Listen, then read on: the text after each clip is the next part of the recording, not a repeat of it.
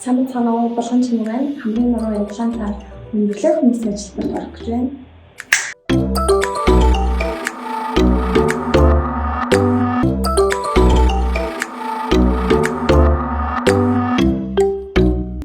Одооноос 1 сарын өмнө хамрын хаалгаанд орсон. Тэгээд сарын дараах үр дүн ингэж гарсан байна.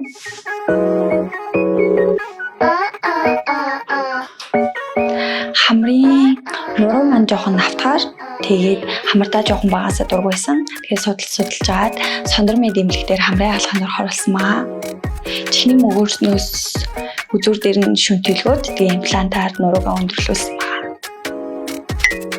7 хоногтоо жоохон хөхөрсөн, тэгээ нэлийн хавцсан. Тэгээд 7 хоногоос хойшоо эдгэрэл гайг болчихсон. Сорив бол яг одоогоор бол байхгүй байгаа. Гэр бүлийнхэн тэгээ ойр дотны хүмүүс маань гоё ялсан байна гэж хэлж байгаа. Сондромын дэмлэгийнхаа хамт олон маш их баярлалаа гэж хэлмээр байна. Төгс мэдрэмжийг Сондор Медис